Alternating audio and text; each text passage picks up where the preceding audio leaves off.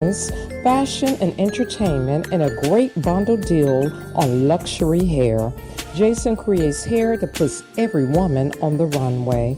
Please visit his website at jpfhairstudio.com for the location to purchase hair or book an appointment for any of their outstanding services. JPF International staff has worked with local European, South Asian, and many cultural models, musicians, public figures, and now they are here to service you. The Laney Foundation proudly presents two events for the month of May and June. Connecting the Pieces Benefit Dinner May 8, 2015 at 5 p.m. and comedy concert A Father's Chance Saturday, June 20th, 2015 at 7 p.m. For more details, please visit www.laneyfoundation.com. Check out Marcus Jones' Everyone Has a Story TV talk show Season 7 on Can TV this spring. The show's main purpose is to educate and inform people within the community. Please visit his website at www.marcusjonesstory.com. The Let's Stay Together talk show is looking for interns to help with us with upcoming television broadcasts. We're looking for editors, cameramen, CG people, crew members, and teleprompter people. Looking for a great cause? Help New Faith Baptist Church International fight against Ebola. Go to Amazon to support the Joseph Assignment. Go to www.smile.amazon.com. Right after our show, you can tune in to hear more great preaching at New Faith Baptist International Church with Pastor Trinell Felder. This broadcast comes on every Tuesday at 9 p.m. at WYJS.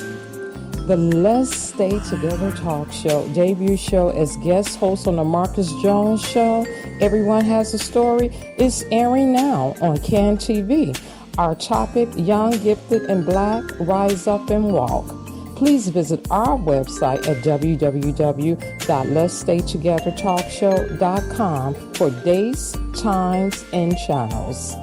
This concludes the Let's Stay Together talk show announcements.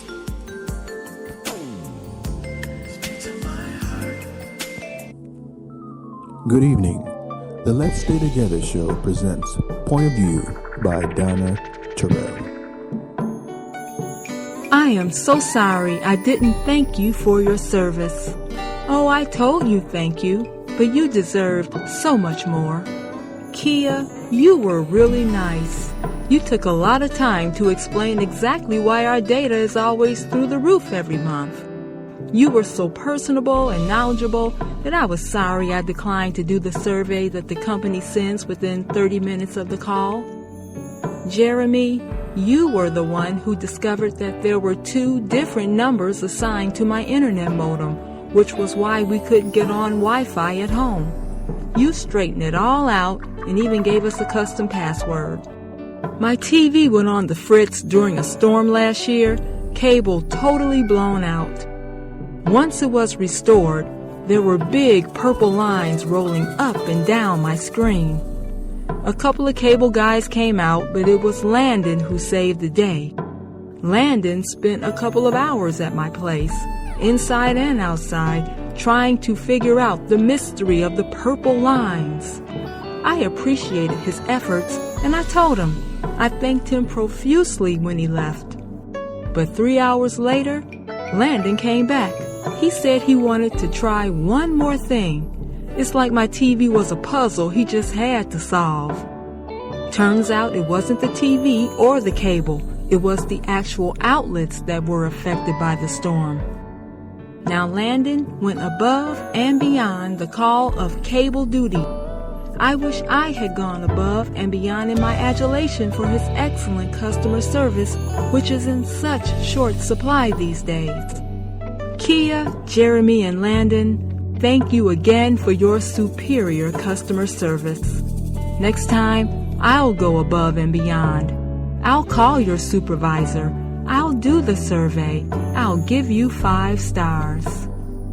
For Let's Stay Together, this is Donna Terrell.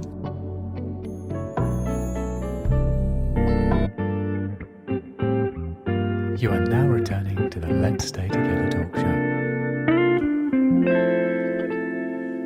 You're welcome back to the Let's Stay Together show. We're going into the last half hour. We're going to do Alcohol Anonymous next week for Tracy because we know there's got to be something in this water. She is going crazy over here. Yeah, we got to get her something, boy. Like, she have to dance and stuff like that. I'm like, what is wrong with you? Yeah, we got. That's bogus. Super bogus. Hey, we're going to go back real quick into the letter that we was talking about for the relationship letter. And I'm just going to add this on there. I liked what all the ladies have said, and I'm going to take it from the standpoint of the children. You need to be very cognizant that the children may be a little bit concerned about the fact that they're distant from you because they don't know how long you're going to be there. I remember seeing the movie The Patriot that Mel Gibson was in, and his daughter was so quiet from him. And he never understood why she wouldn't talk to her, and she wouldn't talk, and she wouldn't talk, and she wouldn't talk.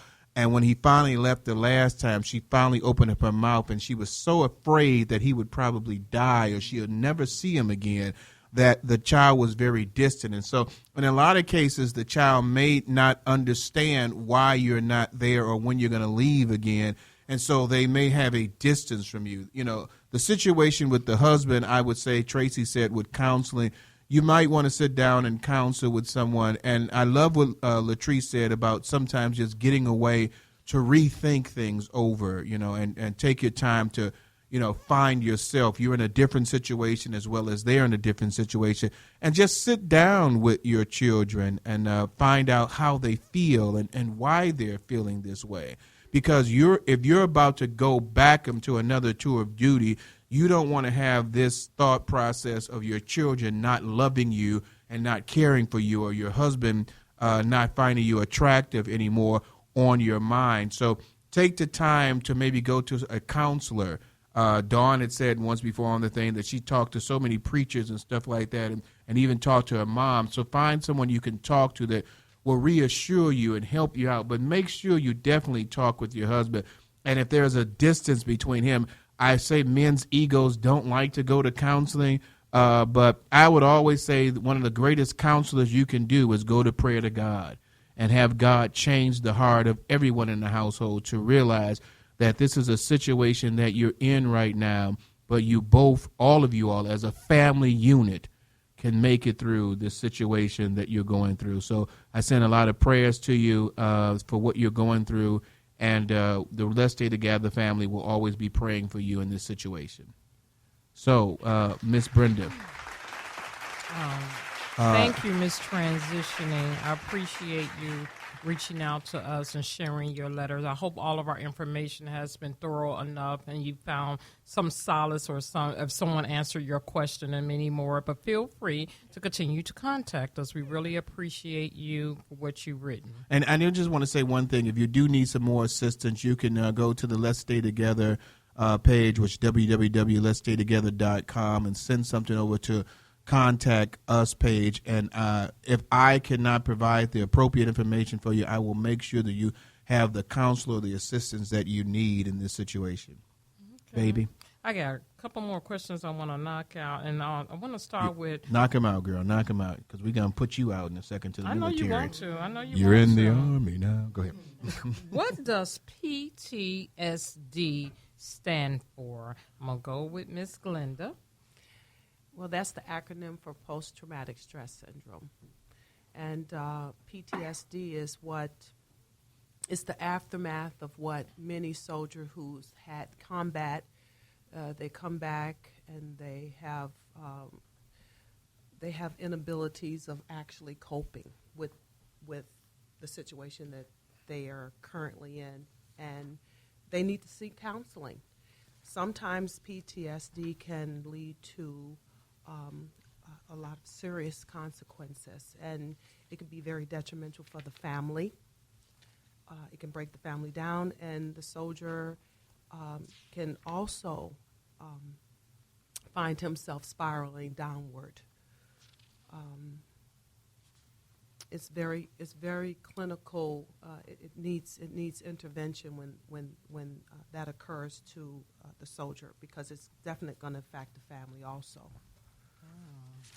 So you didn't experience you know, that, did you? Actually, my 20 years, I was lucky. I did not actually serve in combat. I was military police 3 years, and then under Ronald Reagan, I went into air traffic control because he fired all those air traffic controllers and he needed more.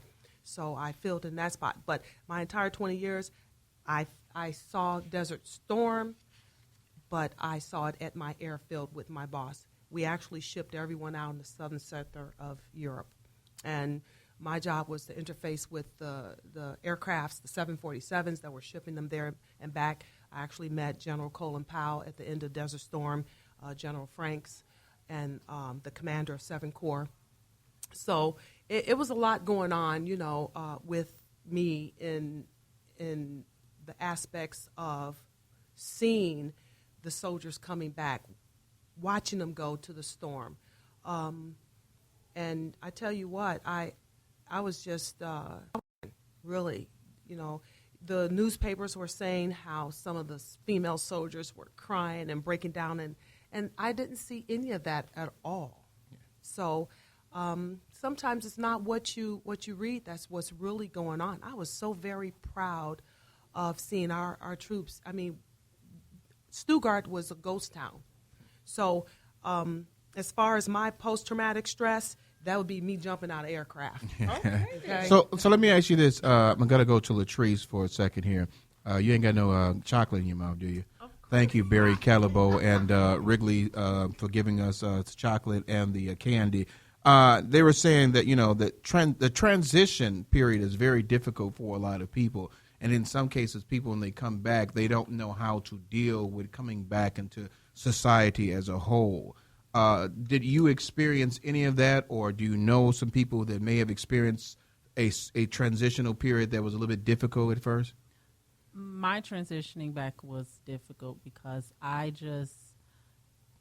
didn't like civilians. Sorry. I just did not like civilians. Going to say a bad word. I don't like stupid people. And that was, okay. It was an issue for me. I came back, I was very impatient. I was very easily irritated, both at home and out in public. I was so irritable. Yeah. The transition was rough. It really was. But it takes time. It takes time getting used to back into the routine that you're used to, and technically you're not getting back into the routine that you're used to because the routine has changed. Right. And you're a different person. Without you. Yeah.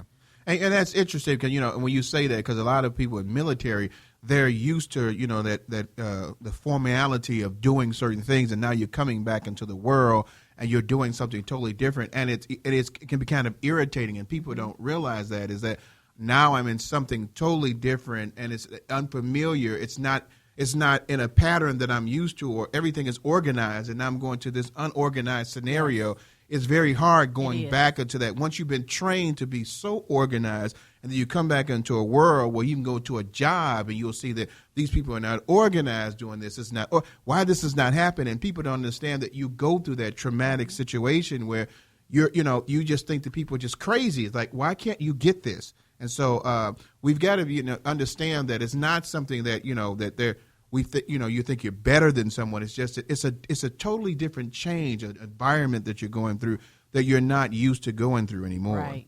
So Dawn, I'm gonna ask you this: for a military wife, was that transition? Did you see some transitions of wives coming back that it was very difficult for them? Going back from I've had a career, I don't have a career, now I got to go back into a career. Was that a situation where you found to be dramatic? Oh yeah, you know what? As a matter of fact, we talk about the transition all the time. I don't know if you ladies did it, but if you went out on a tour, they had these decompression meetings. Don't kick the dog, don't kill the cat type of meetings. When men and women of service come back, basically telling them, hey, don't come up on the blotter for domestic disturbance. Right. Don't do this, and they have meetings for it. Yeah. Don't go home find your wife, and they do. They have the decompressing meetings and things of that such. But you do on both sides, you know,